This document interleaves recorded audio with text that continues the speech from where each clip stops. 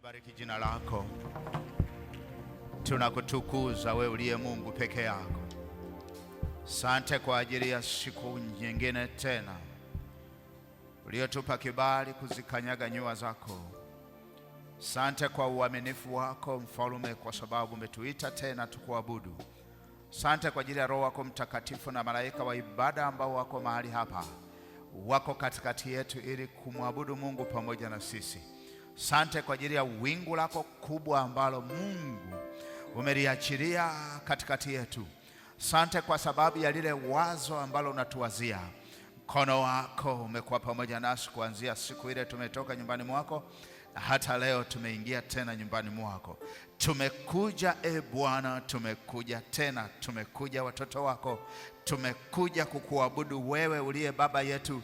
Tumekuja kwako kukuabudu wewe uliye Mungu pekee, hakuna mwingine wa kufanana na wewe. Pokea sifa, heshima na utukufu, ni kwa jina la Yesu Kristo, Bwana na Mwokozi wa maisha yetu. Kanisa la Mungu na tuseme amen. Sema amen. Mungu abariki praise and worship kwa huduma nzuri sana. Jumapili iliyopita ya tarehe 15 tulikuwa tunajifunza kuhusu ushindi utokanao na kuujua ulimwengu wa roho. Na leo nataka tumeendelea na ule ujumbe. Yamkini nitamaliza, lakini kunalo kusudi la Mungu kutufundisha. Unaweza ukasema wewe ni mtu wa rohoni, lakini hujui ulimwengu wa roho unafanya kazi namna gani. Kitu ambacho kitakufanya uishi maisha ya unachoongea tofauti na unachokiishi. Lakini Mungu anataka tuamini kitu ambacho tunakiishi, na huwezi kukiishi kitu ambacho hukifahamu vizuri, na huwezi kujivunia kitu ambacho we hukifahamu, lakini huwezi kushindana na kitu ambacho hukijui vizuri. Biblia inasema vita yetu sisi si juu ya damu na nyama, bali ni juu ya falme, wenye mamlaka, wakuu wa giza na majeshi ya pepo wabaya katika ulimwengu wa roho. Sasa Wayahudi, Yesu alipokuwa anasema yeye ni mfalme na watu wakasema ni mfalme wa Wayahudi, wao walifikiri ni ule ufalme kabisa wa kukaa kwenye kiti na kuwa na askari na nini. Walishindwa kuelewa kwamba Yesu Kristo ni mfalme wa wafalme na Bwana wa mabwana kwenye ulimwengu wa nini? Wa roho. Na paka anawaambia, nyinyi ufalme wangu sio ufalme wa hapa duniani. Hata hawakuelewa, kwa sababu wao walikuwa wanafahamu ufalme wa aina moja tu. Kama ni Herode ni mfalme, basi ni mfalme. Kama Kaisari ni Kaisari, wanajua ni duniani. Lakini anakuja Yesu sasa mfalme, wao wakafikiri ndio wale wale akina Kaisari, ndio wale wale akina Herode, ndio wale wale kwenye historia akina Farao. Kumbe Yesu anazungumza ufalme katika ulimwengu wa nini? Wa roho.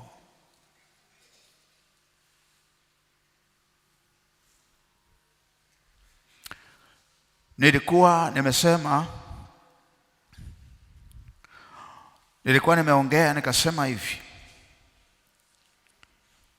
yako mambo mawili yanayoweza kumuunganisha mtu na ulimwengu wa roho. Nilisema jambo la kwanza kwa wacha Mungu ni wokovu. Kumpokea Yesu kuwa Bwana na Mwokozi wa maisha yako. Biblia inasema unafanyika kuwa mwana wa Mungu. Kwa hiyo unaingizwa kwenye familia ya Mungu kama mtoto wa Mungu. Na unapokuwa mtoto wa Mungu, kwa sababu Mungu ni roho, na wewe katika roho, basi unakuwa mshirika wa mambo ya rohoni kwenye ulimwengu wa roho katika ufalme wa Mungu. Kwa sababu mtoto wa mwanadamu ni mwanadamu, si ndio jamani? Mtoto wa Mungu ni nini? Ni Mungu. Biblia inasema hivi, nyinyi ni miungu na wana wa aliye juu. Unajua kwa nini? Kwenye ulimwengu wa roho. Kwenye mwili sisi ni wanadamu, lakini kwenye ulimwengu wa roho Biblia inasema sisi ni miungu, sawa, na wana wa aliye juu. Unalifahamu hilo andiko? Wangapi wanalifahamu? Sijui ni 20% sasa, sijui 40%, sijui. Haleluya. Bwana Yesu asifiwe. Bwana Yesu asifiwe. Mungu anatuita sisi ni miungu, tena sio miungu tu. Sasa unaposema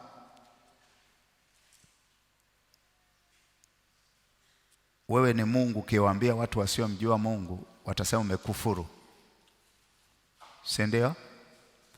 Watasema umefanyaje? Umekufuru. Sasa tuache hayo, mimi nataka nikufundishe leo ulimwengu wa roho. Lakini nikazungumza jambo lingine la pili, nilisema hivi,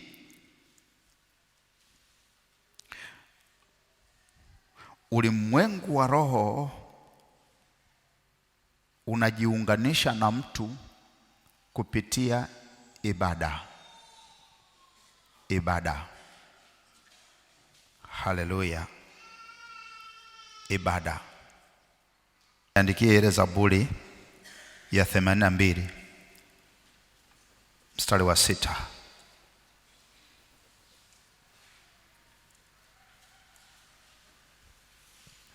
Unaisoma, inasemaje? Hebu soma kwa sauti.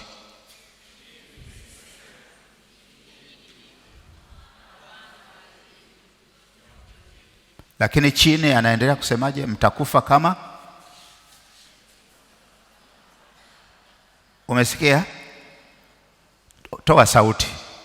Soma mstari ule tulioanza ni anasemaje? Hebu soma kwa sauti.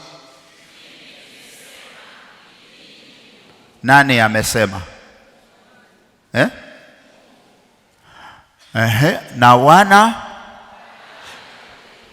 Hiyo wana, kuwa mwana wa Mungu unapatikana kwa njia ya wokovu tu peke yake. Na ukisha kuwa mwana wa Mungu, ile mwana wa Mungu inakupa sifa ile ya kwanza. Mimi nimesema ndinyi nini? Ndinyi miungu. Sasa ndani ya hao wanadamu, mstari unaofuata ule wa 7 anasemaje? Lakini mtakufa kama nini? Kama wanadamu. Maana yake sisi ni miungu, lakini huo ulimwengu wa roho, ulimwengu wa mwili, sisi ni nani? Ni wanadamu.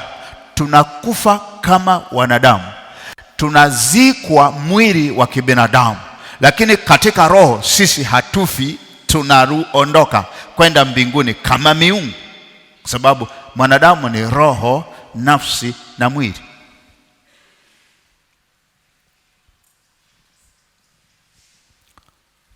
Nimeanza hivyo ili mtu mmoja aelewe.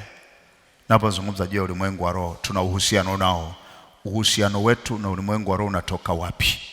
Kwanza wokovu. Jambo la pili, ibada. Bwana Yesu asifiwe. Ibada. Jumapili nikasema hivi, Mkristo ambaye ukimfuatilia kwenye maisha yake hajali ibada, ujue huyo sio Mkristo.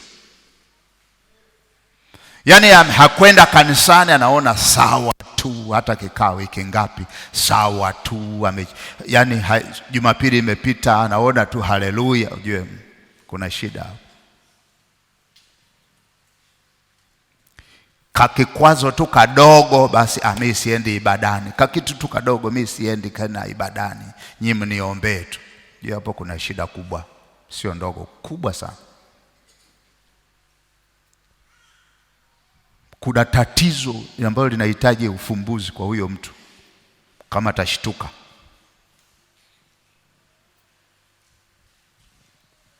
Kwa nini? Kwa sababu ibada ndio inatuunganisha na uungu wetu kwa Mungu halisi aketie kwenye kiti cha enzi kule mbinguni. Ibada. Usipokuwa mtu wa ibada, wewe ni robo fulani, ni mpagani. Ulimwengu wa roho haukuhusu. Huwezi kuwa na ushirika na ulimwengu wa roho, na maisha yako utaishi maisha ya mtu kipofu.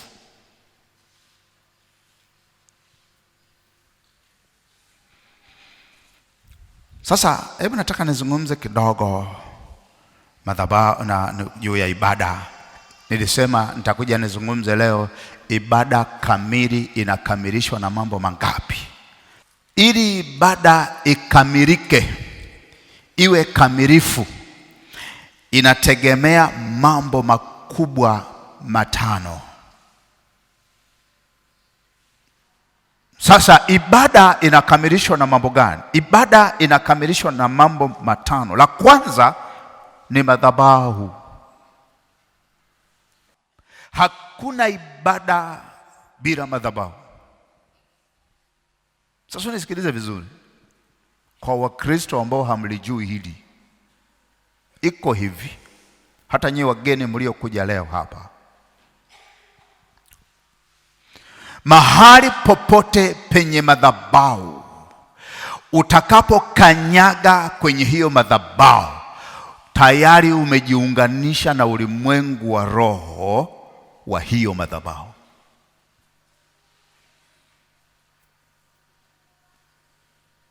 Kwa hata nyinyi wageni ambao mmekuja leo kwenye ibada hii madhabahu kama sio ya Mungu wa kweli, tayari nyinyi ni mateka wa Mungu wetu ambaye tunamwabudu hapa. Wangapi mnanielewa ninachozungumza hapa? Nisikilize vizuri.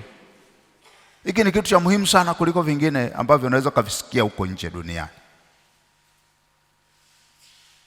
Utakapokuwa umeingia mahali popote kwenye madhabahu, sikiliza vizuri.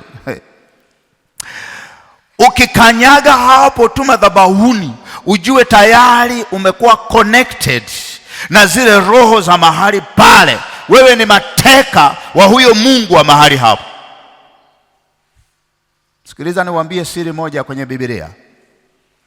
Yakobo mjukuu wa Ibrahimu, kwenye Mwanzo sura ya 28, Biblia inasema alikwenda Betheli, mahali palikuwa inaitwa Luzu zamani. Akafika mahali akaona usiku umeenda, jua limemuishia pale, akaenda kulala mahali ambapo Ibrahimu alijenga madhabahu. Alipotoka Uru wa Ukaldayo alijenga pale madhabahu. Sasa yeye amechoka na usiku umeingia, akatafuta jiwe akaliweka kichwani akalala. Sikiliza vizuri. Lakini pale ilikuwa ni madhabahu ambayo imeijenga babu yake mzaa Isaka, Ibrahimu,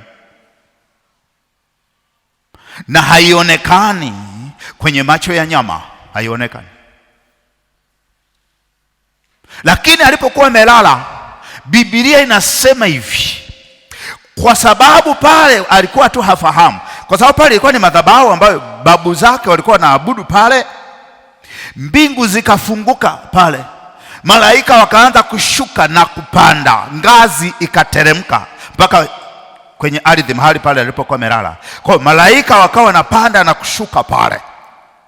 Unajua kwa nini? Ile kulala tu pale, hajui kama ni madhabahu, tayari roho iliyokuwa inatawala, Mungu alikuwa anatawala lile eneo kwenye ile madhabahu, akaanza kuongea na mtu asiyejua kama hapo ni madhabahuni. Bwana Yesu asifiwe.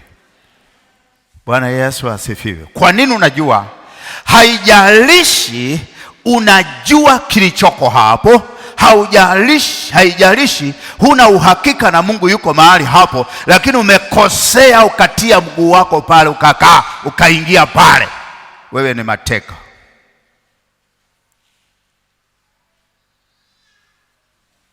Sasa nina maana gani kukufundisha? Tafuta kuwa na uhakika wa kila madhabahu unayokwenda, kama kweli hiyo madhabahu ni ya Mungu wa kweli.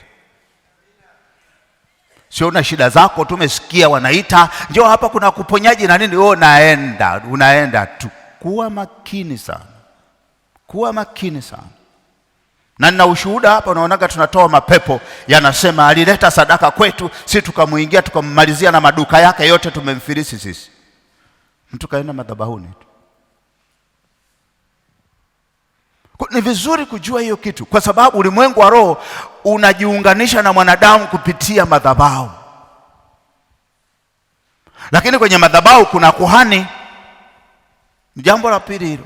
Kwenye madhabahu kuna nini? Kuna kuhani.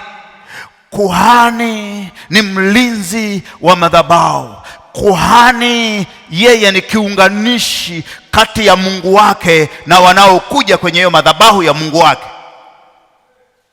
Kwa hiyo pia ukitoa sadaka ukampa kuhani wa mashetani, kuhani asiyokuwa na Mungu, wa mapepo, hiyo sadaka yako inakwenda kufanya agano na wewe na wale mashetani.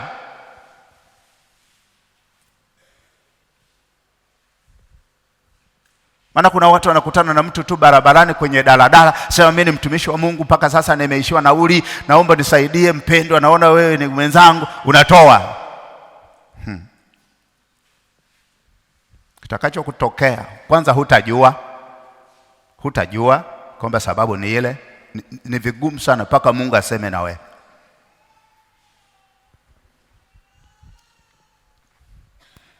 Biblia inasema usitoe sadaka. Kumbukumbu ya Torati nafikiri sura ya 14. Usitoe sadaka mahali popote pale kwa sababu hiyo. Haleluya. Bwana Yesu asifiwe. Jambo la tatu, nimetaja kuhani sawa, ingawa sio katika mpangilio, lakini ngoja. Nimetaja kuhani. Lakini pia kila madhabahu huwa kuna neno linalotoka kwa huyo Mungu wa hiyo madhabahu.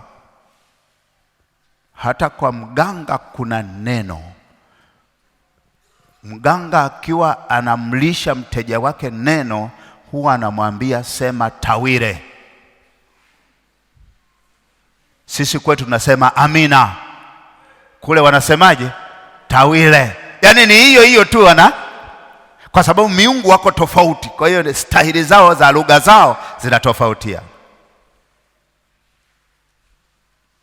Kuna neno. Sasa mpaka useme tawire manake kuna neno amesema, si ndio? Wangapi wao kuiona hiyo kitu? Ingawa ni watakatifu sana leo. Hebu nyosha mkono. Nani anaielewa hii kitu naongea?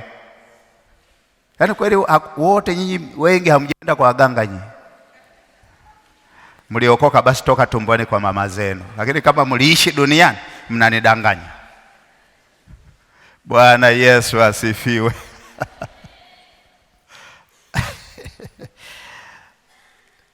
Kwa hiyo kuna madhabahu, kuhani, neno, sadaka.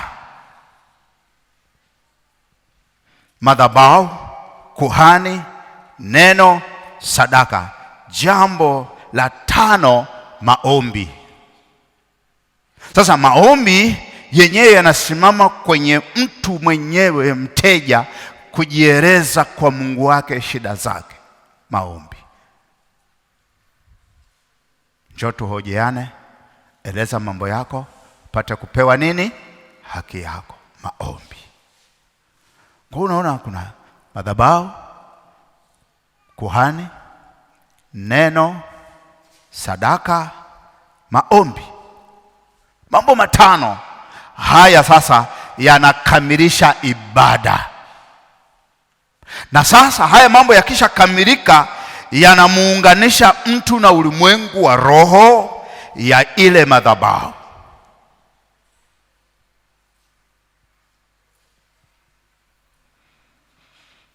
Jamani, najaribu kuongea taratibu kwa utulivu, yamkini kila mtu apate kitu kisimponyoke, kwa sababu ni kitu muhimu sana hii. Kwa sababu baadaye nitaanza kukufundisha mambo yatokanayo na utendaji kazi wa ulimwengu wa roho. Bwana Yesu asifiwe sana. Nuhu alipokuwa ametoka kwenye safina, Mwanzo sura ya 8, Biblia inasema kwamba alijenga madhabahu, halafu akatoa sadaka wanyama safi. Ni Mwanzo sura ile ya 8 mstari wa 20 mpaka 22. Mistari ile miwili tunataka tuisome. Nuhu akamjengea Bwana madhabahu, akatoa katika kila mnyama aliye safi na katika kila ndege aliye safi, akavitoa sadaka za kuteketezwa juu ya madhabahu. Bwana akasikia harufu ya kumridhisha. Bwana akasema moyoni, sitailaani nchi tena baada ya hayo kwa sababu ya wanadamu, maana mawazo ya moyo wa mwanadamu ni mabaya tangu ujana wake, wala sitapiga tena baada ya hayo kila kilicho hai kama nilivyofanya. Mstari wa 22. Muda nchi idumupo, majira ya kupanda na mavuno, wakati wa baridi na wakati wa hari, wakati wa kaskazi na wakati wa kusi, mchana na usiku, havitakoma. Kwa nini? Kwa sababu kuna mtu amejenga madhabahu, ametoa na sadaka, imekuwa harufu nzuri kwenye kiti chake cha enzi. Anasema basi sitaleta gharika tena. Ukifuatilia maandiko hayo anasema akaweka na ishara ya hilo agano, akaweka upinde wa mvua wenye rangi 7, kwamba kila mtakapokuwa mnaona upinde wa mvua hakuna gharika. Sikiliza sasa, kwa nini Nuhu alitoa sadaka? Nuhu alikuwa na mambo haya yafuatayo. Jambo la kwanza aliyokuwa na Nuhu moyoni mwake ilikuwa ni shukrani kwa ajili ya wokovu ambao Bwana ameufanya kwa ajili yake na familia yake. Bwana Yesu asifiwe sana. Lakini jambo la pili kwenye moyo wa Nuhu, alikuwa anatoa sadaka kama ukombozi, kama fidia kwa nafsi zao, ili Mungu aendelee sasa kuwa Mungu wake kwenye maisha yake yeye na uzao wake. Maana sasa amebaki yeye tu duniani. Kwa hiyo alikuwa anatengeneza agano na Mungu, na unaona sasa yeye Mungu akafanya hilo agano baada ya ile sadaka. Alifanya agano.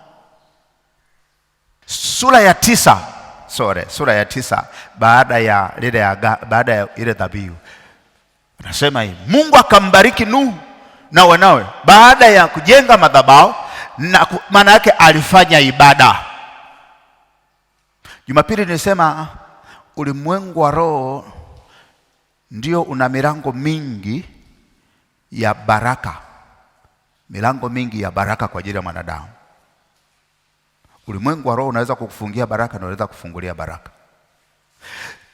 Anasema Mungu akambariki Nuhu, akasema zaeni mkaongezeke mkajaze nchi, kama alivyomwambia Adam, kwa sababu sasa anaanza uumbaji mpya. Mstari unaofuata sasa anazungumza hivi. Mstari unaofuata wa 3, wa 4,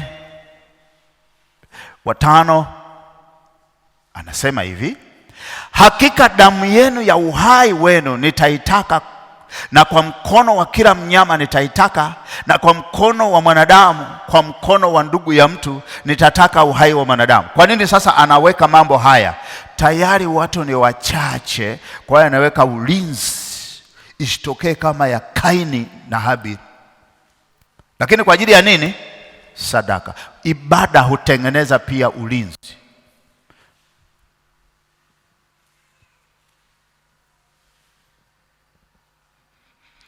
Haleluya. Bwana Yesu asifiwe. Bwana Yesu asifiwe. Tuko pamoja.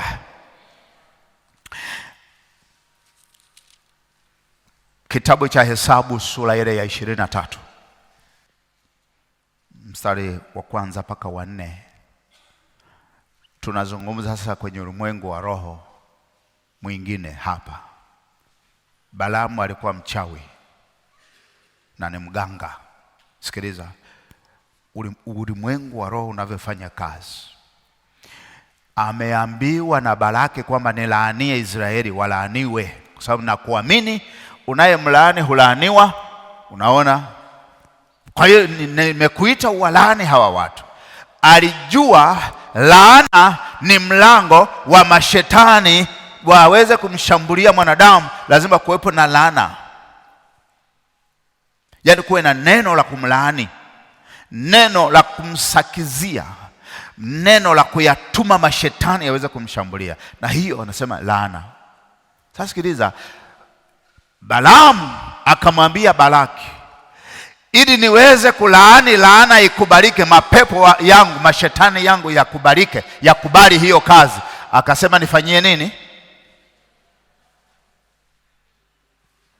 Umeona hata kama wanataka kukuloga, hawakuloge hewani, wanatengeneza madhabahu. Wanaweza kutengeneza madhabahu njia panda, wanaweza kutengeneza madhabahu mahali popote.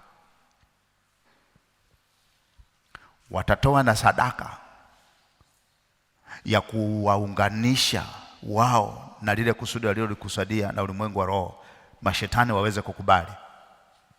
Sasa akafanya, asema nijengee hapa madhabahu 7, ukaniandalia hapa ng'ombe waume 7 na kondoo waume 7. Balaki akafanya kama Balaamu alivyonena.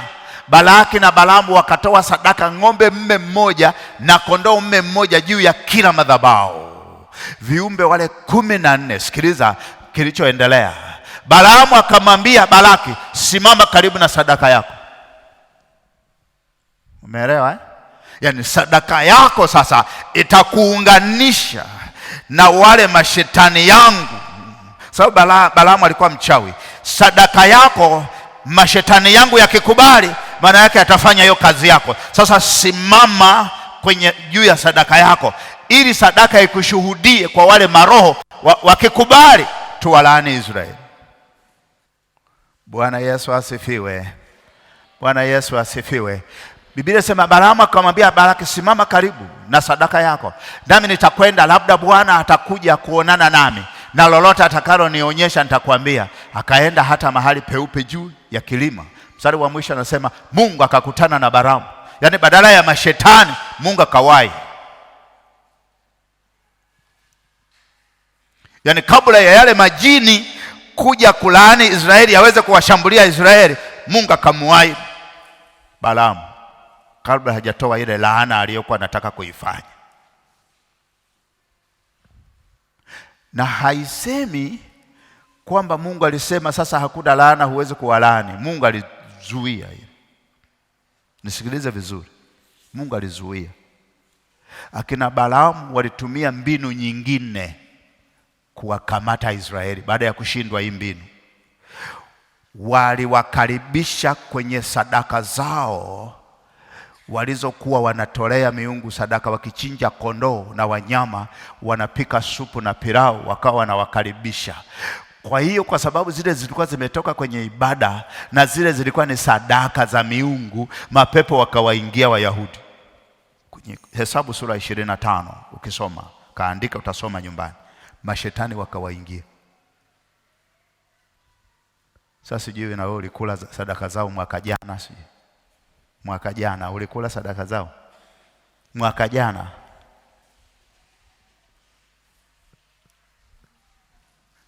Nasema mwaka jana, inawezekana ulikula Mwenye hekima na aelewe. Bwana Yesu asifiwe. Kama ulikula, umepagawa.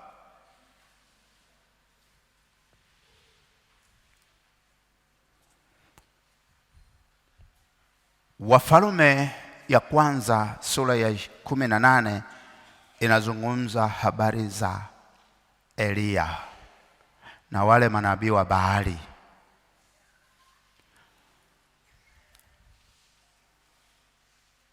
Mstari ule wa 22, Biblia inasema hivi: ndipo Elia akawaambia watu, mimi nimesalia mimi peke yangu nabii wa Bwana, lakini manabii wa Baali ni watu 450. Kwa hiyo na watutolee ng'ombe wawili wao, na wajichagulie ng'ombe mmoja, wamkatekate na kumweka juu ya kuni, wasilitie moto chini, nami nitamtengeneza huyo ng'ombe wa pili na kumweka juu ya kuni, wala sitatia moto chini. Nanyi ombeni kwa jina la Mungu. Sasa unaona hapa kuna madhabahu, kuna sadaka na nini na maombi, na makuhani wapo ambao ni manabii wa Baali. Bwana Yesu asifiwe sana.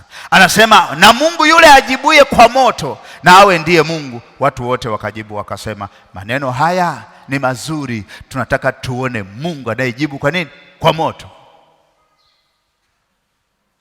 Elia akawaambia wa manabii wa Baali, jichagulieni ng'ombe mmoja mtengeneze kwanza, maana ninyi ndio wengi, mkalitie jina la Mungu wenu, wala msitie moto chini.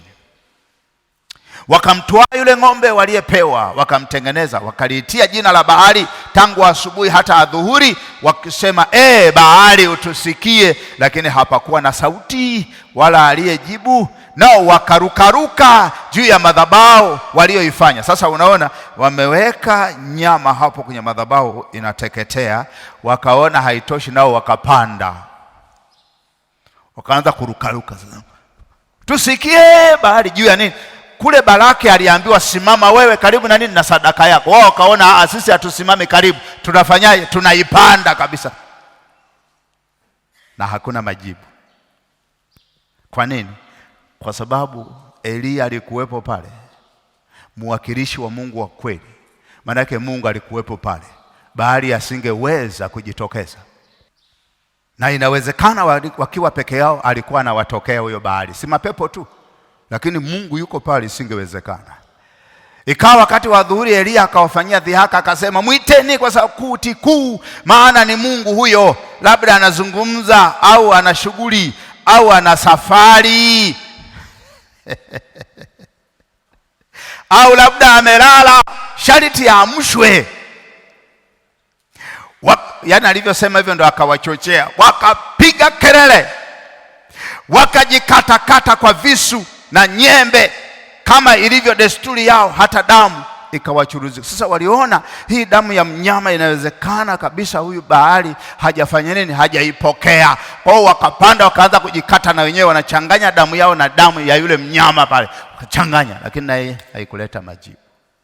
Ndipo Elia akatengeneza madhabahu kwa sheria ya Mungu wake, akamuita Mungu wake, kusema usikie Mungu, usikie, kwa sababu wanatakiwa watu hawa wageuke, wakurudie wewe Mungu wao, Mungu wa kweli waliyekuacha.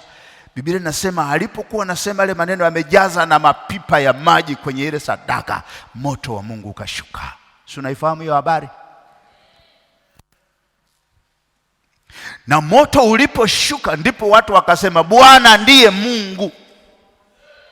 Lakini alikuwepo Elia kama kuhani, sadaka ilikuwepo, madhabahu ilikuwepo, maombi yalikuwepo, lakini kulikuwa na neno ambalo lilikuwa ndio kusudi, watu wamrudie Mungu, kama anavyosema mrudieni Bwana naye atawarehemu. Mtu asiye haki na aache njia zake mbaya, na amrudie Mungu wetu naye atamrehemu. Bwana Yesu asifiwe sana.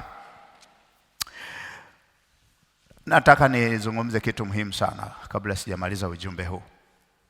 Madhara ya mambo yanayoweza kufanywa na ulimwengu wa roho. Madhara ya mambo ambayo yanaweza kufanywa na ulimwengu wa roho. Yaani kuna mambo yakifanywa kwenye ulimwengu wa roho yana madhara kwa mwanadamu anayeishi hapa duniani. Kwanza kabisa, kwenye ulimwengu wa roho kuna vifungo. Ulimwengu wa roho ndio unaweza kumfunga mtu kamba ambazo mwanadamu wa kawaida hawezi kuzikata.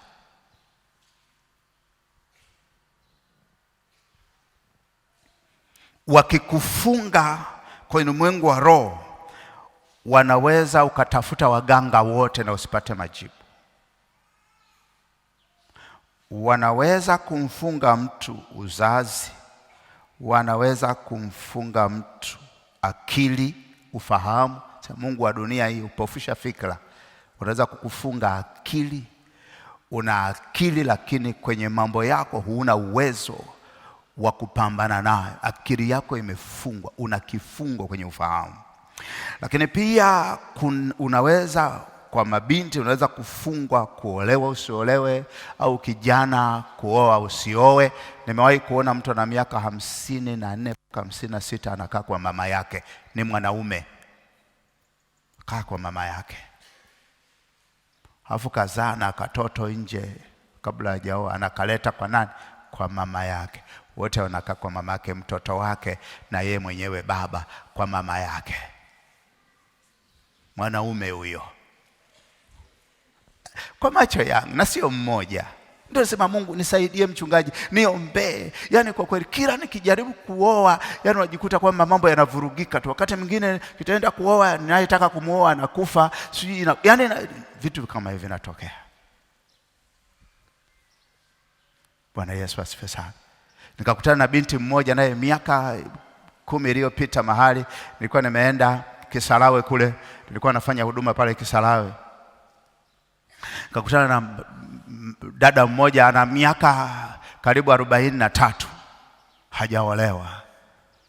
Sasa anasema yeye akichumbiwa, amefungwa kichumbiwa, katikati ya shughuli hiyo ya uchumba na maandalizi na nini, ghafla inatokea tu mchumba wake akienda siku yake imtokea, anamkuta yule binti siku hiyo kama bibi kabisa, ni bibi kabisa. Yaani uso ni bibi na amekunyanzi kila, yaani ni bibi. Sasa wewe vipi tena?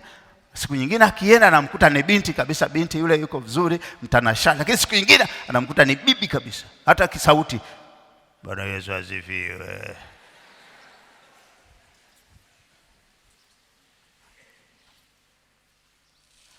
Bwana Yesu asifiwe sana. Alikuwa amefungwa ulimwengu wa roho, acha kucheza nao. Alikuwa amefungwa yeye kupitia kitu kimoja tu, alirithi jina la bibi yake. Hicho tu. Na bibi yake hakuwahi kuolewa, alizaa baba yake huyo mtoto peke yake na hakuwa kwenye ndoa. Na yeye chanzo alikuwa na mapepo kwamba akiolewa na mwanaume, ikitokea shida kidogo alikuwa anatumia rungu, anapigwa huyo mwanaume mpaka anakimbia, hawezi kurudi tena. Ana nguvu sizo kwa za kawaida, lakini ni mapepo. Sasa kuja kuomba, mapepo yamepanda, sasa mimi ni bibi. Mimi akageuka kabisa, sura ile ikawa kama bibi kabisa. Yaani bibi kabisa, ukimwangalia ni bibi kabisa. Sasa mimi ni bibi, mimi sikuolewa, yeye ataolewaje wakati mimi nimekufa sijaolewa, mimi sijawahi kuishi kwenye ndoa. Lakini amefungwa kwenye ulimwengu wa roho.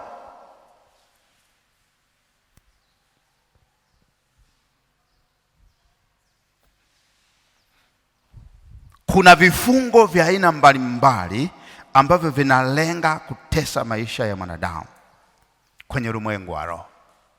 Bwana Yesu asifiwe sana. Kwenye ulimwengu wa roho. Zaburi 146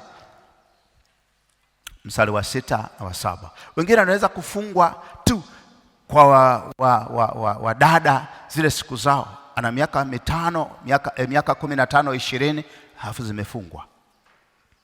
Lakini msichana mdogo, vifungo. Zaburi 146 mstari wa 6 na wa 7. Neno la Mungu linasema hivi. Neno la Mungu linasema hivi: aliyezifanya mbingu na nchi, bahari na vitu vyote vilivyomo, huishika kweli milele. Huwafanyia hukumu walioonewa, huwapa wenye njaa chakula.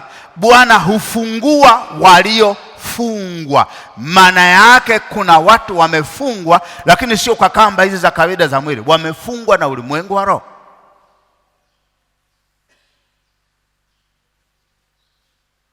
Sasa sio lazima urithi. Nimesema bibi, nimetoa tu mfano. Sio lazima ufungwe kwa sababu na jina la bibi. Unaweza kufungwa tu na nguvu za giza kwa ulimwengu wa roho. Hata wachawi wakachukua kanguo kako wakakufunga na ukawa umefungwa kwenye mambo yako mengi. Wanaweza kuchukua nyayo zako wakakufunga ukawa umefungwa kwenye mambo mengi. Bwana Yesu asifiwe. Kwa hiyo unaona anasema huwapa wenye njaa chakula, Bwana huwafungua waliofungwa. Na nabii Isaya sura ya 61 tunaona siri hata Yesu alikuja kuongea kwenye ile sura ya 4 ya kitabu cha Luka. Lakini hapa angalia anachokisema. Anasema hivi: Roho ya Bwana Mungu ii juu yangu, kwa sababu Bwana amenitia mafuta niwahubiri wanyenyekevu habari njema. Amenituma ili kuwaganga waliovunjika moyo, kuwatangazia mateka uhuru wao, na hao waliofungwa habari za kufunguliwa kwao. Hapa hazungumzi kufungwa gerezani kama Yohana Mbatizaji. Anazungumza kifungo cha ulimwengu wa roho. Bwana Yesu asifiwe. Anazungumza kifungo cha ulimwengu wa roho. Anasema kutangaza mwaka wa Bwana uliokubaliwa na siku ya kisasi cha Mungu wetu, kuwafariji wote waliao. Ina maana ulimwengu wa roho ukimfunga mtu, hata kama unalia unafanyaje, mpaka Mungu aingilie kati, kwa sababu ulimwengu wa roho huwezi kupambana nao kwa namna ya asili ya kawaida. Bwana Yesu asifiwe sana.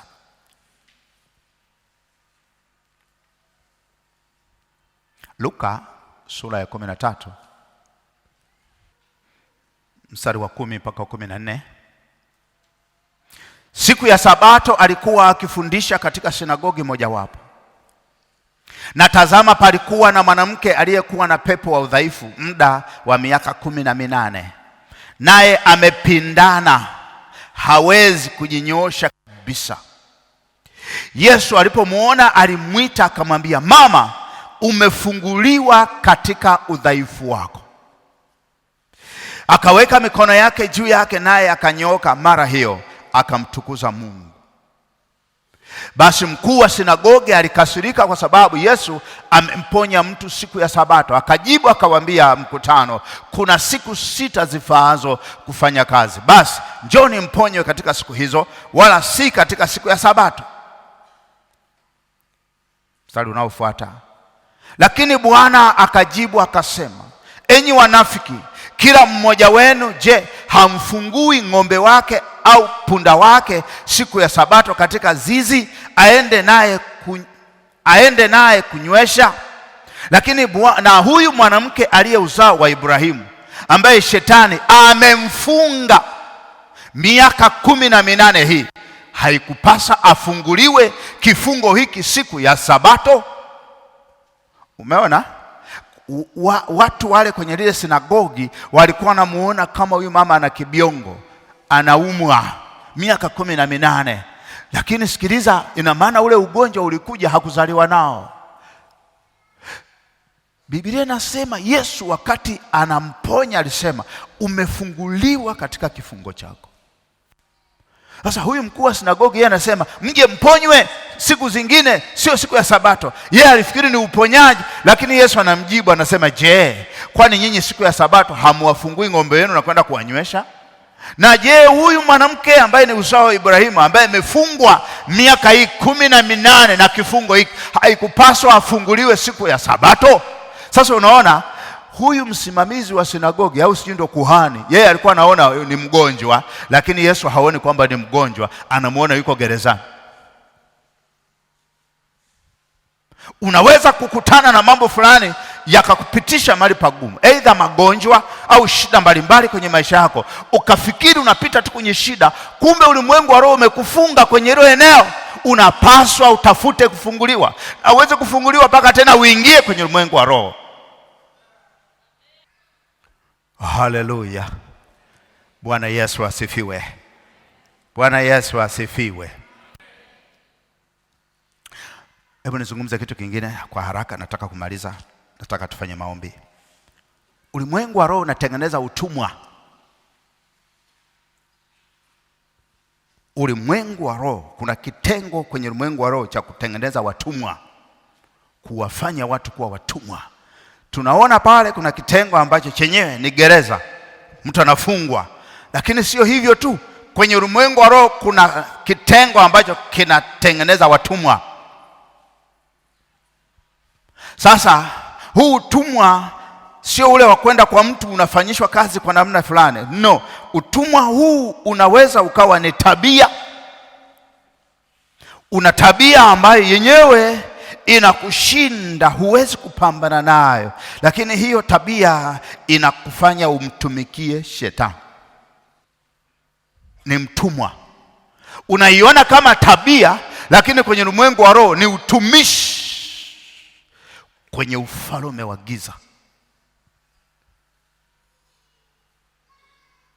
Na unaweza kuizoea ikawa ni tabia, lakini ulimwengu wa roho unasema huyu ni mtumwa wa kwetu. Haleluya. Bwana Yesu asifiwe. Na ndio maana unaweza kukuta kuna watu ambao wanapita kwenye shida, labda mgonjwa ana ugonjwa fulani wa kuambukiza, yeye hafi, lakini kazi yake ni kusambaza ugonjwa. Na yeye hafi, wanakufa wengine, yeye hafi. Ni mtumwa, anaua, kazi yake ni hiyo, kuua. Unamuona ni mzima, yuko vizuri, lakini ni mtumwa. Wewe ukisha kuwa na ushirika naye lazima ufe, lakini yeye anaendelea, yuko hai. Bwana Yesu asifiwe. Wakati mwingine basi unaweza kuwa mtumwa wa umaskini, mtumwa wa magonjwa, mtumwa wa hizo tabia ambazo nimezungumza na kadhalika. Mtumwa. Kwa hiyo kwenye maisha yetu, wacha Mungu, wana wa Mungu, kila maisha unayoyaishi lazima utafakari unatumikia upande gani. Kwa sababu ulimwengu wa roho utengeneza wafungwa, ulimwengu wa roho utengeneza watumwa. Una vitengo ambavyo vyenyewe vinafanyika katika ulimwengu wa roho, lakini matukio yanakuwa halisi kwenye ulimwengu wa mwili.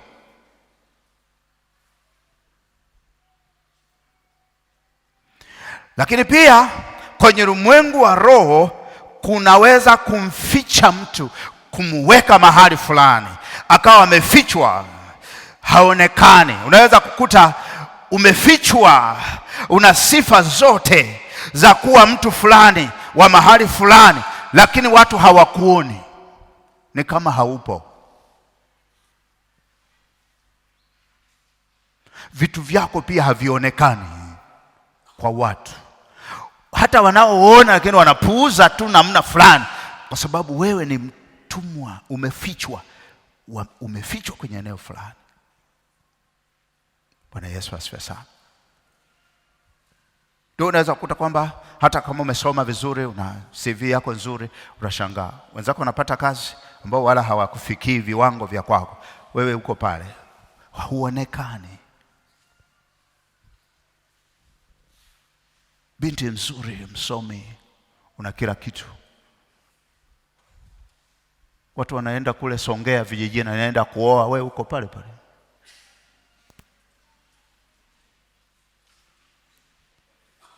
Umefichwa. Bwana Yesu asifiwe sana. Kijana mtanashati, unafika umri wa kuoa, umefika, kitu utakayemgusa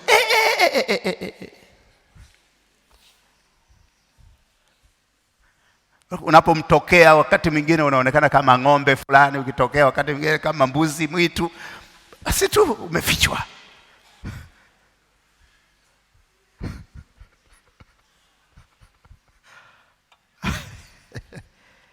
Bwana Yesu asifiwe sana. Kwa sababu kwenye ulimwengu wa roho kinachofichwa ni ile nafsi ya mtu. Unakuwa umefichwa, kwa hiyo na muonekano wako na unakuwa umefichwa. Bwana Yesu asifiwe sana. Kitabu cha Isaya sura ya 42. Isaya 42 mstari wa 6 mpaka wa 8. Hapo nitasoma na ule mstari wa 22. Mstari wa 6, neno la Mungu linasema, mimi Bwana nimekuita katika haki, nami nitakushika mkono na kukulinda na kukutoa uwe agano langu la watu na nuru ya mataifa, kuyafunua macho ya vipofu, kuwatoa gerezani waliofungwa, kuwatoa wale walioketi gizani katika nyumba ya kufungwa. Hiyo ni ulimwengu wa roho, watu wa Mungu. Mimi ni Bwana, ndio jina langu, na utukufu wangu sitampa mwingine, wala sitawapa sanamu sifa zangu. Sasa Mungu wakati mwingine anatuhurumia, anafanya kazi ya kutufungua na kututoa tulikofichwa. Anasema kwa sababu hataki kumpa sifa kiumbe mwingine yoyote. Kwa hiyo ukiamini ukaamua kwamba kwenye ile eneo sasa nitatoka na mimi nitaonekana, nakataa, najitoa huko nilikofichwa, Mungu anaingilia kati, anasema kwa sababu kule kufichwa kwako watu watasema Mungu wake yuko wapi? Mungu hapendi kumpa sifa Mungu yoyote. Anataka yeye ndo asifiwe, yeye ndo abudiwe, ndio iwe kila kitu kwa wanadamu. Tuluke kidogo, tuangalie mstari wa 22. Lakini watu hawa ni watu walioibiwa na kutekwa, wote wamenaswa katika mashimo, wamefichwa. Umeelewa eh? Unaweza kufikiri huko duniani unatembea, wanakuona unaingia kwenye nyumba yako unarudi. Wewe mama uko nyumbani kwako, natoka asubuhi kwenda kutafuta riziki, unakuja huna kitu, unarudi nyumbani, unafikiri huko dunia ya kawaida, kumbe umefanya nini? Umefichwa. Mpaka Roho wa Mungu akufunulie useme sasa ninatoka kwenye hayo maficho ulionificha Shetani. Ninatoka na mimi nataka niishi duniani kama Mungu alivyosema niishi duniani. Utashangaa mambo yanabadilika. Ukitoka tu kwenye kuficha unashangaa. Watu wasema, "Hey jamani, wewe ni mtengenezaji wa nywele mzuri. Na tumekuja na sisi tusaidie." Tulikuwa tunapita hapa hata atueleze sijui kulikuwaje. Hapa nimepita siku zote ninapita hapa. Siku zote sijui ilikuwa nimeshikwa na nini. Ulikuwa umefichwa. Watu sasa ndo wanakuona sasa. Haleluya. Bwana Yesu asifiwe. Anasema kumbe ulimwengu wa roho una mashimo, ulimwengu wa roho una magereza, unaweza kumficha mtu. Anasema wamekuwa mawindo wala hapana aokoaye, wamekuwa mateka wala hapana asemaye rudisha. Leo tunasema rudisha. Hebu sema rudisha.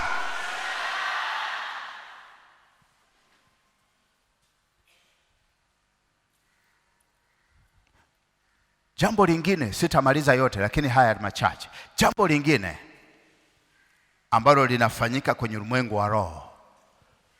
Ulimwengu wa roho huwa unaweka mipaka. Ulimwengu wa roho unaweza kumwekea mtu mipaka na asiweze kuvuka. Wanatengeneza limitation. Kwamba wewe utakuwa unaishia hapa, hautavuka hapo. Utafanya biashara, utafanya kazi, cheo chako kitakuwa hapo.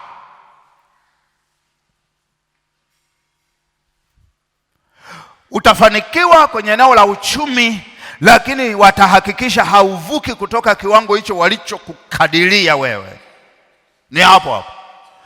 Ukitaka kuvuka hatua 2 3, hivyo ambavyo utakuwa umevitengeneza kwenye hatua uliovuka, wanavipiga, wanaviharibu, urudi pale pale kwenye mpaka wao. Ulimwengu wa roho. Kwa nini ninakufundisha ushindi utokanao na kuujua ulimwengu wa roho? Ni kwa sababu ya hivi vitu ninavyokuambia. Ukifahamu kushinda ni rahisi. Na mimi huwa nasema hivi, tafuta mtu ambaye atakupa neno utakaloishi nalo hata chumbani, kuliko mtu atakaye kuwekea mkono alafu mnaachana naye. Hili ni neno litakalo kutoa mahali popote ulipokuwa umefichwa, ukiamini na ukielewa. Na unaweza sasa hivi akili yako ikafunguliwa, ukajua kumbe ndio maana niko hivi. Sasa kuanzia leo, sikia Shetani, ninatoka hapo, ninaondoka hapo.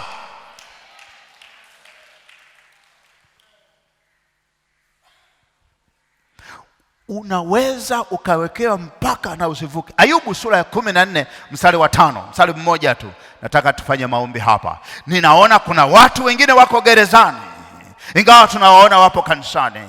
Kuna watu tunao ndani ya nyumba ya Mungu, kumbe ni watumwa. Na kuna wengine tuko nao hapa, tunawaona katika mwili, lakini kwenye ulimwengu wa roho wamefichwa. Leo ni siku ya kutoka kwenye shimo lililokuficha. Ngapi wako tayari? wengine wamefungwa kwenye maeneo mbalimbali. Mungu anakwenda kukufungua. Bwana Yesu asifiwe. Sikiliza, Ayubu anasema hivi: kwa kuwa siku zake zimeamriwa, hesabu ya miezi yake unayo wewe, nawe umemwekea mipaka yake asiyoweza kuipita. Sasa hapa ni Mungu anazungumzwa juu ya mwanadamu kwamba anaweza kuweka mpaka. Mashetani nayo yanafanya nini? Yanaweza kuweka nini? Mpaka. So, ni ulimwengu wa nini? Wa roho.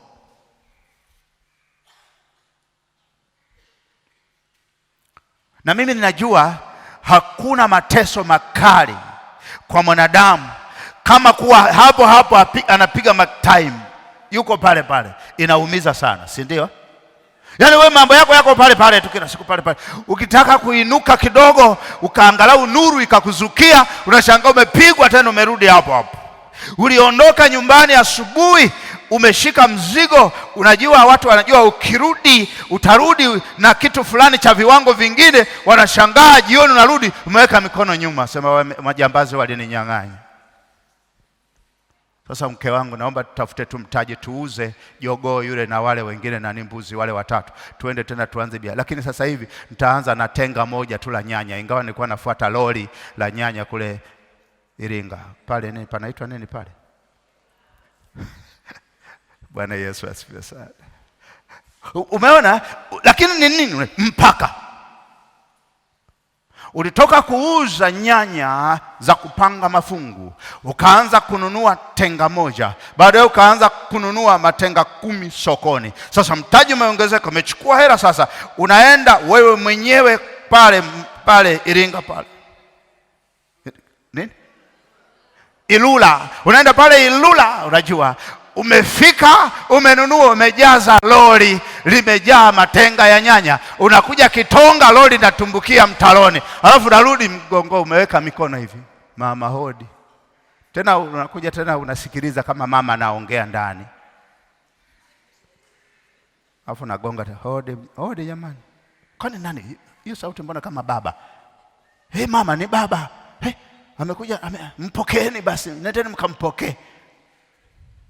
Unajisikiaje?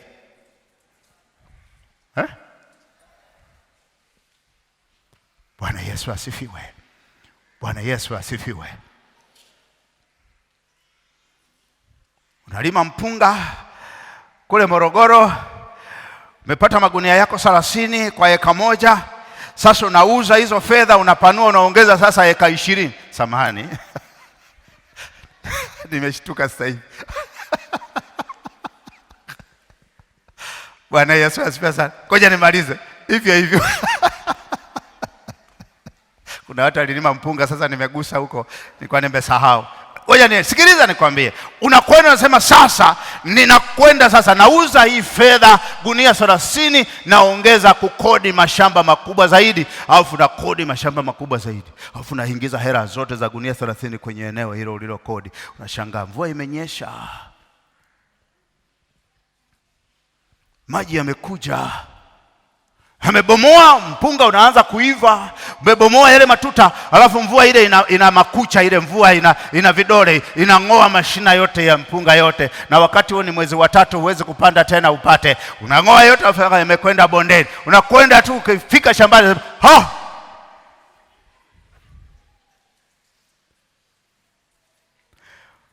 bora ungekula na watoto wako gunia 30, lakini sasa hawajala watoto wako, umepeleka kule na zimechukuliwa. Unajua uanze tena na mbegu ya kilo 10 tena. Limitation. Mipaka. Ulimwengu wa roho unaweza kukuwekea mipaka. Wangapi wananielewa ninachozungumza? Anasema ulimwengu wa roho ukiweka mpaka, kama huo mpaka haujavunjwa, hauwezi kupita. Wangapi wako hapa? Unajua wakati unaweza kuongea kumbe mtu hayupo. Bwana Yesu asifiwe. Unaweza ukajikuta maisha yako hivyo mpaka unakuja unazeeka, nguvu zako zinaisha, hakuna kitu ambacho watu wanaweza kusema sasa huyu baba atatuachia kitu fulani.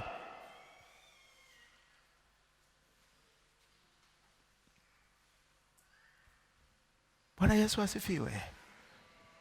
Tuko pamoja? Sasa unajua, usihuzunike. Kwa nini Mungu amesema na sisi neno kama hili? Kusudi la Mungu ni kwamba leo tunakwenda kuvunja hiyo mipaka. Leo tunakwenda kubomoa hayo magereza. Tunakwenda kuondoa huo utumwa. Tunakwenda kutoka kwenye hayo mashimo ambayo yametuficha adui. Sikuleta huzuni, nimeleta tumaini. Kwa sababu Mungu huwa anafanya kitu ambacho amekisema kwanza, kwa sababu yeye analiangalia neno lake apate kulitimiza.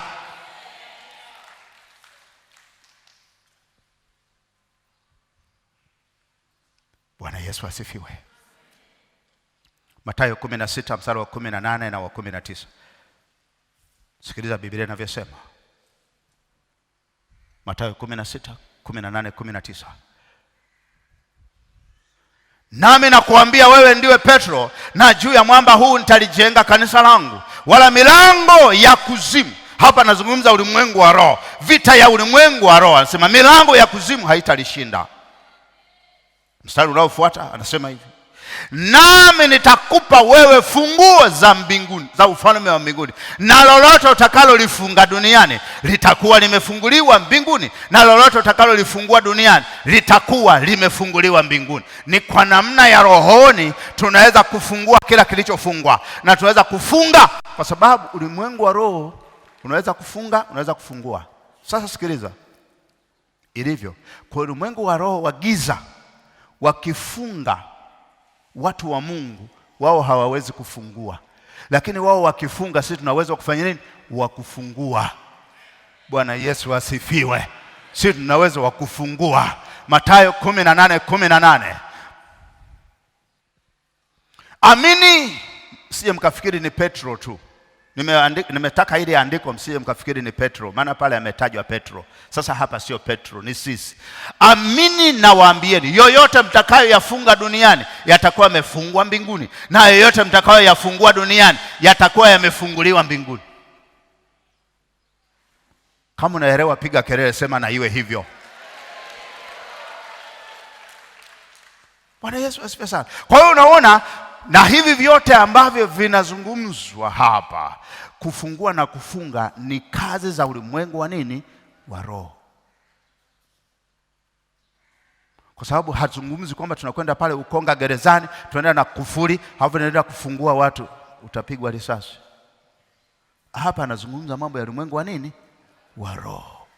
Na mimi nataka niseme hivi, heri ufungwe gereza la Ukonga au Segelea kuliko kufungwa gereza la kiroho. Kwa sababu gereza la Ukonga watakuandikia tarehe ya kufungwa na tarehe ya kutoka. Gereza la kiroho halina tarehe ya kutoka, lina tarehe ya kufunga tu.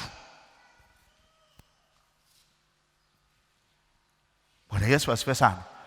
Kinachoweza kufungua mtu kutoka kwenye gereza la ulimwengu wa kiroho ni namna ya mtu kujiunganisha na ulimwengu wa roho kwa Mungu, kwa sababu mamlaka ya kiroho ndiyo ambayo huwa inaweza kushinda mamlaka ya kiroho.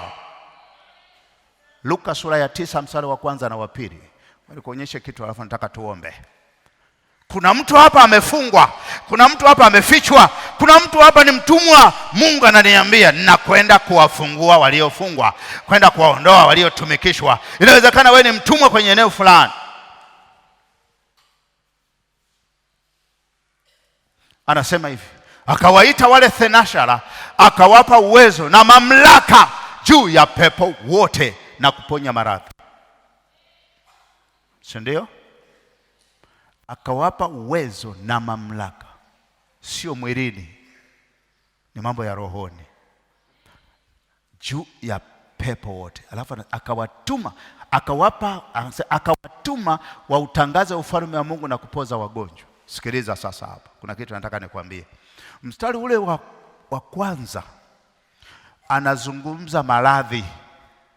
Turudi mstari ule wa kwanza, anasema hivi, akawaita wale thenashara, akawapa uwezo. Kumbuka Yesu anaondoka, lakini anasema anawapa uwezo na mamlaka. Wao sio mawaziri wala sio wabunge, ni watu walio na Yesu. Hii mamlaka na uwezo ulikuwa kwenye ulimwengu wa nini? Wa roho. Halafu anasema hivi, juu ya pepo wote na kuponya maradhi. Ulimwengu wa roho, iwe gereza, iwe utumwa, iwe kufichwa kwenye mashimo, chochote kile kinachofanya iwe mpaka, huwa wanaofanya kazi ni mapepo. Sasa hapa anasema kuna maradhi. Maradhi ni mapepo, ni magonjwa ya kiroho yanayotokana na pepo, ambayo ukichoma sindano hauwezi kupona. Hata unywe dawa zilizotengenezwa na wataalamu kutoka China huwezi kupona. Lazima utumike uwezo na nini? Na mamlaka. Halafu mstari unaofuata anazungumza kupoza wagonjwa. Haya ni magonjwa ambayo unaweza kuchoma sindano. Kuna parasite, sije virus, sije na nini nyingine, sije whatever. Nini nyingine sijui. Lakini maana kuna virus, kuna parasite, sije na magonjwa, wadudu tuseme, tumie lugha hiyo, wadudu. Ukichoma sindano ukamtriti mtu kwa sindano, kwa medicine, ukachoma sindano, wale wadudu wakifa na ugonjwa unafanya nini? Unaondoka. Lakini usije ukachoma malaria yenye pepo, ukachoma quinini, kila siku itapanda. Bado unashangana akimbia, anaanza kukimbia na vua nguo. Bado unachoma na sindano na kumuongezea dozi kubwa zaidi. Ndio kabisa anaharibika, hata kuongea na kuwa hawezi. Kwa nini? Tunasema anti-spirit lazima iwe spirit. Kinachoua mambo ya kiroho lazima iwe roho. Bwana Yesu asifiwe sana.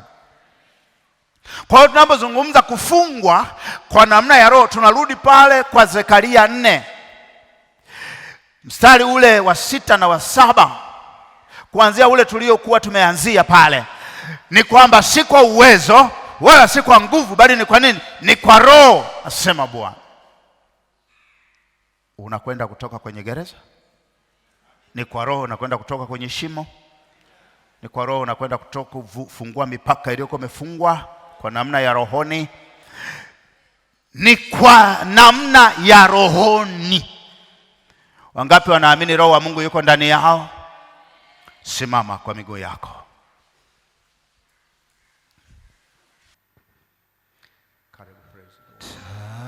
Tazama, wewe ni Bwana, yes, Mungu wa wote wenye mwili. yes. Je, kuna neno ngumu lolote usilo? Hakuna jambo gumu. Liweza. Hakuna jambo gumu kwa Mungu.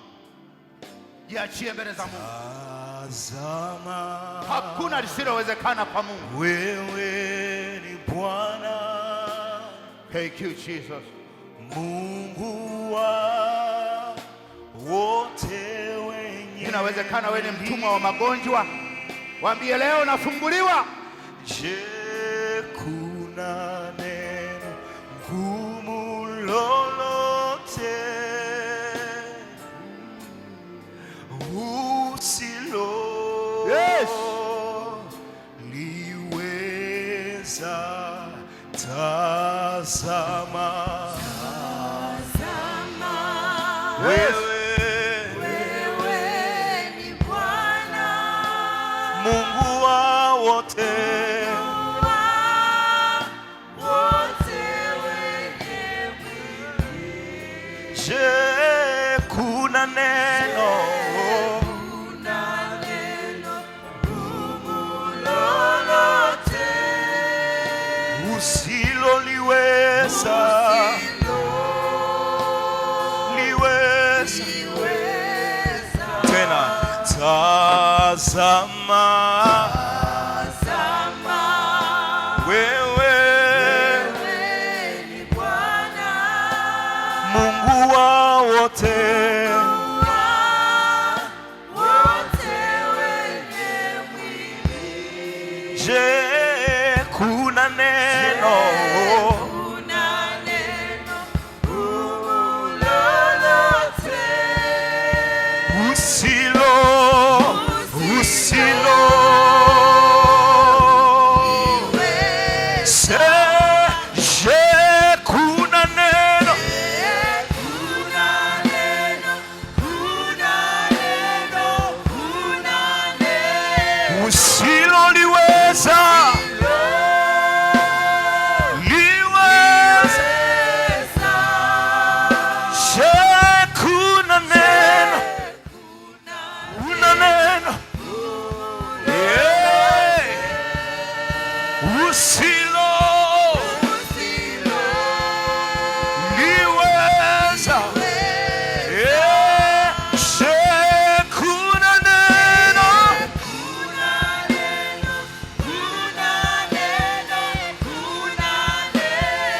usiloliweza liweza. Je, kuna neno, kuna neno usiloliweza, usilo tena. Oh, je, kuna neno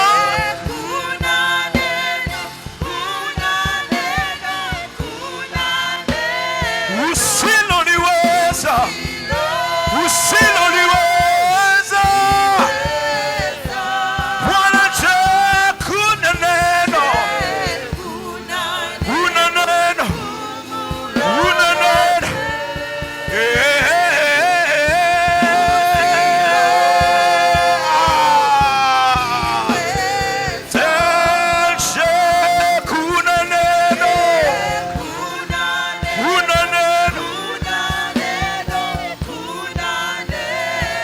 Usiloliweza na kuamini Yesu na kutumainia. Je, kuna neno lolote usilo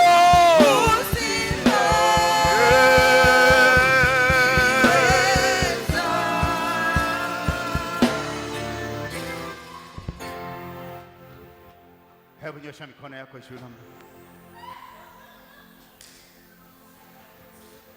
Je, kuna neno gumu ambalo Mungu haliwezi? Unadhani hilo gereza ulilofungwa Mungu haliwezi? Unaamini kwamba analiweza? Hapo walipokuficha unaamini kwamba Mungu anaweza kukutoa? Si kwa uwezo wala kwa nguvu, bali kwa Roho wa Bwana. Sema Bwana yuko mahali hapa ambaye anaweza kukutoa kwenye shimo walimokuficha. Leo ni siku na wewe kuonekana mitaani utakapotoka kwenye nyumba hii. Unaamini inawezekana? Unaamini inawezekana? Leo ndio siku ile Bwana anakwenda kutoa kwenye huo utumwa ambao mashetani walikuwa nasema hutakaa utoke. Fungua moyo wako. Fungua moyo wako. Roho wa Mungu ananiambia, nimekuja mimi simba wa kabila la Yuda, na kuja kuunguruma. Hakuna ufalme utakaosimama, maana nimeona watoto wangu walio magerezani na wale walio kwenye utumwa, walio kwenye mashimo, wale ambao wamewekewa mipaka. Nimekuja kwa ajili yao, kwa ajili yao, kwa ajili yao. Fungua moyo wako. Bwana amekuja kwa ajili yako, kwa ajili yako, kwa ajili yako, kwa ajili yako, kwa ajili yako, kwa jina la Yesu, kwa ajili yako. Ndio, ndio, ndio, ndio. Mashetani sikieni, nimepewa ufunguo wa ufalme wa mbinguni kumfungua huyo mtu toka kwenye hilo shimo, toka kwenye gereza, toka kwenye huo utumwa wa magonjwa, utumwa wa tabia. Nimepewa funguo wa kuondoa mipaka ambayo mlikuwa mmemwekea katika jina la Yesu. Anzeni kumwachia sasa.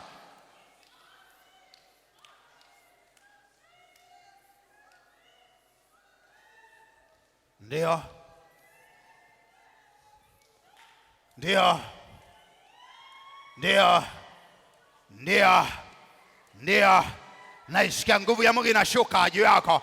Ndio, ndio. Sio kwa nguvu zangu wala kwa mikono yangu. Tegemea Roho wa Mungu anakuja kwako huko. Anakuja, anakuja, anakuja kukufungua mwenyewe, kukutoa hapo kwa jina la. Ndio, anakuja mwenyewe kukutoa humo, kukutoa hapo, kukutoa humo kwenye hilo gereza. Pokea huo muujiza, usiuache. Pokea huo muujiza, usichelewe. Pokea huo muujiza, fungua moyo wako. Pokea muujiza huo, pokea muujiza huo, usisite site kuamini. Pokea, amua kutoka moyoni kwamba sasa basi yatosha, natoka hapa, natoka hapa. Inawezekana walificha biashara yako, walificha ukaiweka kwenye mashimo. Unatoka leo, unatoka. Inawezekana ulikuwa mtumwa kwenye eneo fulani. Sema, ewe tabia, wewe ugonjwa, wewe uliokuwa unanitumikisha, kuanzia leo mimi sio mtumwa, sio mtumwa, sio mtumwa tena, sio mtumwa.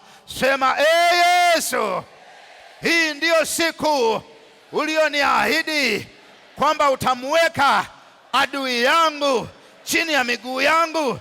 nitamponda kichwa kwa jina la Yesu. Sikia adui, siku hii ya leo ni siku yangu ya kutoka kwenye hilo gereza ulilonifunga toka tumboni kwa mama yangu, na lile ulilonifunga nilipoingia duniani kwa damu ya Yesu Kristo. Sikia adui, leo ni siku yangu ya kutoka kwenye ule utumwa ambao umenitumikisha miaka mingi. Leo hii natoka kwenye utumwa. Sitakuwa mtumwa tena na sitakaa tena chini ya mamlaka yako kwa damu ya Yesu Kristo. Kama ulinifunga kwa ajili ya agano, nalivunja hilo agano kwa damu ya Yesu Kristo. Kama unanitumikisha kwa sababu ya mkataba, ninavunja huo mkataba kwa damu ya Yesu Kristo. Kuanzia leo ninatoka kwenye shimo lako. Malango yako ya kuzimu hayatanifungia tena, hayatanizuia tena kwa jina la Yesu Kristo. Ninatoka kule ulikonificha, ninarudi na mimi duniani. Nitaonekana kama wanadamu wengine kwa damu ya Yesu Kristo. Nimekushinda kwa damu ya Yesu Kristo, nimewashinda. Sitakaa kwenye shimo, sitakaa kwenye gereza, sitafichwa tena kwa damu ya Yesu Kristo. Nimenunuliwa, mimi ni mali ya Mungu. Thamani ya nilichonunuliwa nacho hamwezi kukilipa. Nimenunuliwa kwa thamani ya damu ya Yesu Kristo. Sitakaa kwenye gereza lenu, sitakaa kwenye utumwa wenu, sitakaa kwenye maficho yenu kwa damu ya Yesu Kristo. Sitakaa kwenye mipaka. Kila mpaka mlionifungia ninauvunja kwa jina la Yesu Kristo, mwenye nguvu kuliko nyinyi, kwa jina la Yesu Kristo. Bwana Yesu aliyewashinda, jiwe lenu halikumshikilia, kaburi halikumshikilia. Kama alivyofufuka, na maisha yangu leo yanafufuliwa toka kwenye shimo kwa damu ya Yesu Kristo. Nyosha mikono yako juu. Karabasekesh, karabakashekesh.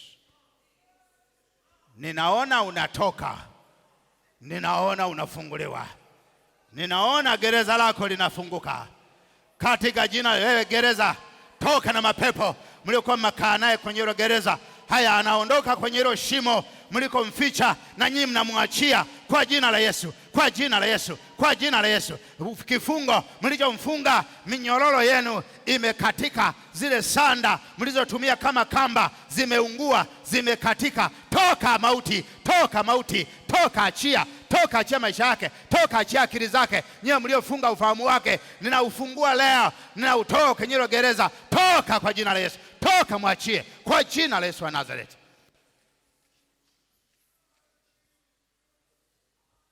Ndio, ndio, ndio. Hakuna uchawi wala uganga wenye mamlaka kumfunga mtu huyo aliyesikia neno la Mungu namna hii, neno la ahadi kwa kufunguliwa kwake, neno la ahadi kwa kutoka kwenye shimo, neno la ahadi la kufungua mipaka. Achia yenye mipaka ya kuzimu, achia yenye mipaka ya uzimu, achia maisha ya huyo mtu kwa jina la Yesu Kristo wa Nazareti. Ndio, ndio, ndio. Hebu omba, unaweza kutamka kitu, omba. Unayajua maisha yako. Hebu tamka kitu mbele za Bwana, maana kuna madhabahu, kuna kuhani, kuna neno, kuna sadaka, kuna maombi, vyote viko mahali hapa. Ibada yetu imekamilika. Pokea muujiza wako ukitamka, pokea muujiza wako utakachoamini, pokea unachokiamini, pokea unachokiamini, pokea unachokiamini kwa jina la Yesu Kristo. Pokea kama unavyoamini kwa jina la Yesu Kristo wa Nazareti. Pokea kwa jina la Yesu. Naona unatoka kwenye hilo gereza, naona unafunguliwa. Hakuna uchawi utakao kufunga tena, imekwisha. Toka kwenye hilo kaburi walikopeleka nguo yako, toka kwenye hilo kaburi walikokuzika maisha yako. Toka, toka, toka, ndio, toka, toka, kimbia, toka, panda huku juu duniani, toka kwenye hilo shimo, panda huku duniani tunakoishi wenzako, toka.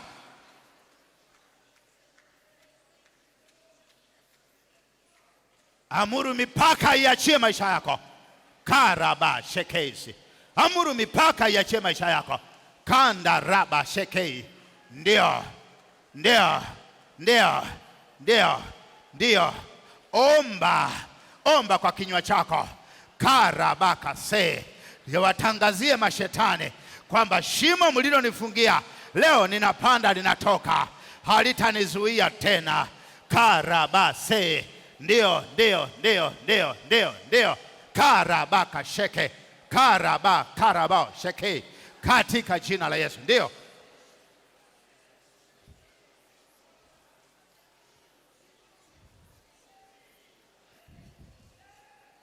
Karabash riki kisa kazi. Pokea muujiza wako, pokea muujiza wako. Wewe uliyefungwa tumbo, wewe uliyefungwa tumbo, uliyefungwa kwenye ile kalenda yako, Roho wa Mungu ananiambia unapita moto kwenye tumbo lako la uzazi, anakufungua. Mungu anakufungua. Pokea muujiza wako, pokea muujiza wako, pokea muujiza wako kwa jina la Yesu. Pokea muujiza kwa jina la Yesu. Pokea.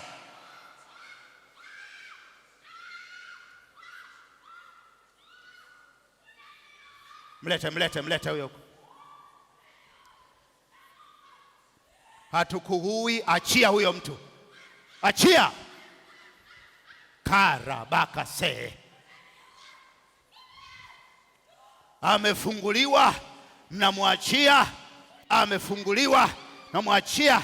Tumekata mafundo 7 mliomfunga, nimeyakata, nimeyafungua mafundo yote mliofunga. Ninyi mliofunga huyu mtu, pitia ile nguo na ifuatilia kule mlikoiweka, na tuma damu ya Yesu na moto, na anafunguliwa kwenye hilo shimo. Toka.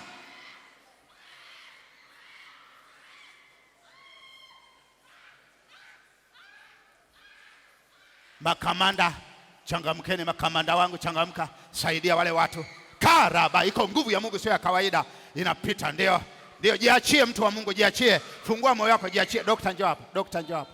Karabaka seke kiraba. Sheke kirabaka shata. Seko raba se. Kanda raka shekeza. Katika jina la Yesu. Ukisikia nguvu sio kwa ya kawaida inakutikisa, kimbia mwenyewe huku mbele upate msaada. Wakuachie, sema leo mnaniachia.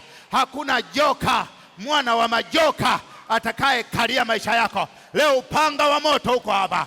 Panga wa moto huko hapa kumkata Lewiathani anayekuzonga, joka akae baharini, anayekufunga. Upanga wa moto huko hapa katika jina la Yesu. Ndio, chomoka, toka na kata ile kamba mliofunga viuno vyake, na ikata kwa jina la Yesu. Chomoka, kimbia, chomoka, achia, toka. Ndio. Karaba shekes riko rabaka se. Mama Macha, jo hapa, nasikia mikono yako imefungwa. Roho wa Mungu ananiambia mikono yako imefungwa. Hata katika ujane unaweza kufanikiwa mikono yako ikifunguliwa. Shara, mimi sielewi mikono yako ina shida gani. Roho wa Mungu ananiambia mikono yako imefungwa. Karabaka, na kata hiyo minyororo ilifunga mikono yako, hata kama ilifungwa na sanda. Haya, toka. Chia mikono yake kwa jina. Toka. Chia mikono yake kwa jina. Luka, kimbia.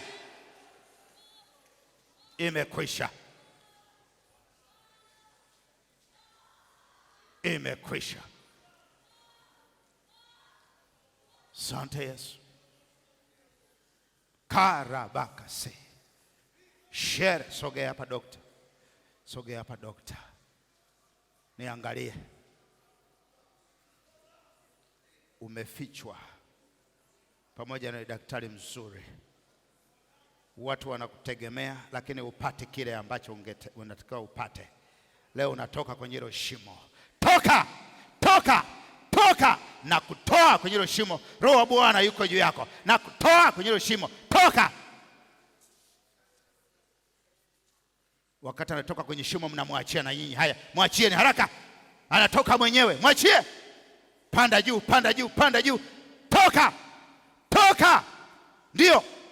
Achia nafsi yako, Mungu akufungue. Toka kwa jina la Yesu. Toka kwenye shimo. Hautafungwa tena. Pokea muujiza wako kwa jina la Yesu Kristo. Karabaka se. Unaweza kukaa. Msogeze hapa. Haya, mwachieni. Najua mmeshindwa. Haya, kimbia, mwachieni na msirudi tena. Haya, luka. Kimbia. Kimbia. Ninamfungua, hamtamfunga tena katika jina la Yesu Kristo. Kimbia. Kimbia. Katika jina la Yesu. Dada njoo hapa. Mwenye nguo nyekundu. Njoo hapa.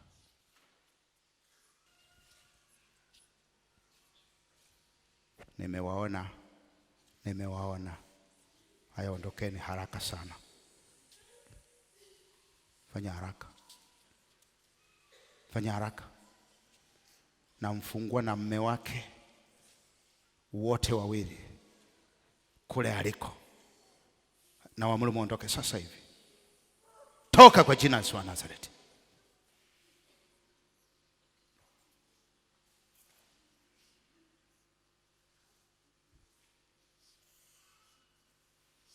Kwa jina la Yesu Kristo. Abigaili, sogea huku mbele. Leo ninamfungua, namtoa kwenye ile shimo mlikozika ufahamu wake. Toka na msirudi tena.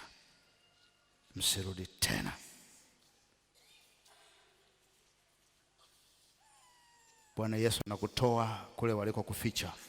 Nyanyuka, toka. Ufahamu wako ukurudie. We ni genius. Rudi kwenye nafasi yako. Pokea muujiza kwa jina la Yesu. Pokea muujiza wako. Sema asante Yesu kwa kunifungua.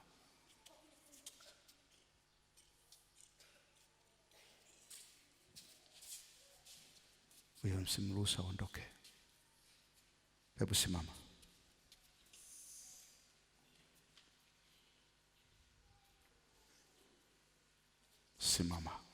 Usiondoke. Hebu niangalie kama kweli umefunguliwa. Niangalie, tazame mimi. Sogea hapa. Tazama. Haya, achieni miguu yake. Nyinyi mlishika hiyo miguu. Haya, toka, achia miguu yake haraka. Toka na huko miguuni haraka.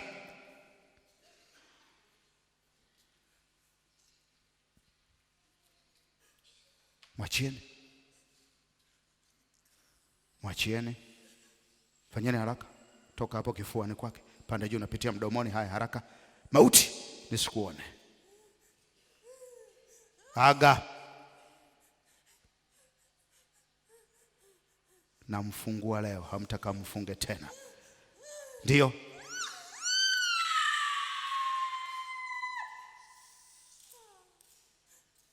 Kwa jina la Yesu. Hamtamfunga tena kuanzia leo katika jina la Yesu Kristo. Na komesha mateso, hayatainuka mara ya pili. Sogewe dada hapa. Unataka kutoka wakati najua hawajakuachia. Achieni mikono yake leo, hata kaa kwenye gereza lenu. Toka.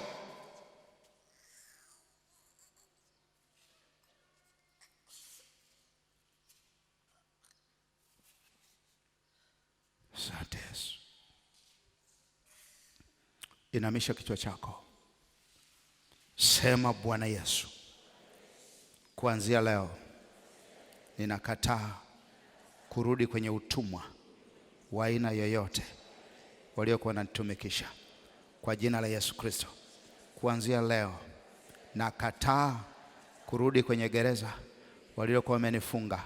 Kwa jina la Yesu Kristo, kuanzia leo ninakataa kukaa kwenye mipaka yao. Navunja hiyo mipaka. Sitafungwa na mipaka tena. Kwa jina la Yesu Kristo. Kwa jina la Yesu Kristo. Kuanzia leo, lile shimo walilokuwa wamenificha, nimetoka. Hakuna atakayenirudisha kwenye hilo shimo. Kwa jina la Yesu Kristo. Amen.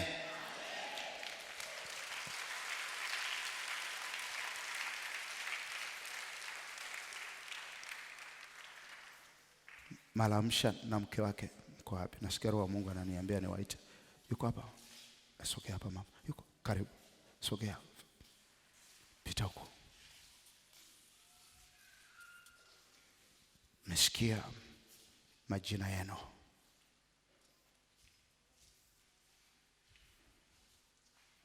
Kuna mahali ibilisi kawekea limitation.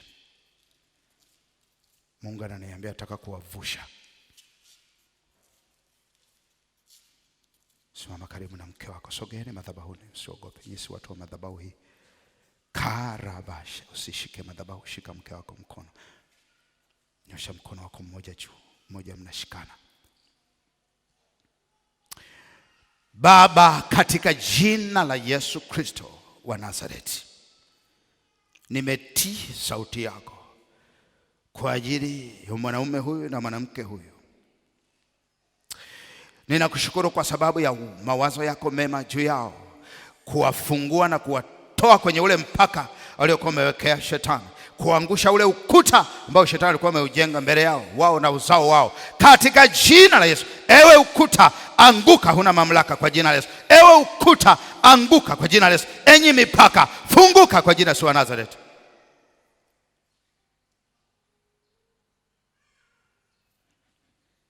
Pokea muujiza wako kwa jina la Yesu Kristo. Bwana, afungue mipaka aliyokuwa amefunga adui kwenye maisha yenu, na asiwepo kuifunga tena kwa jina la Yesu Kristo.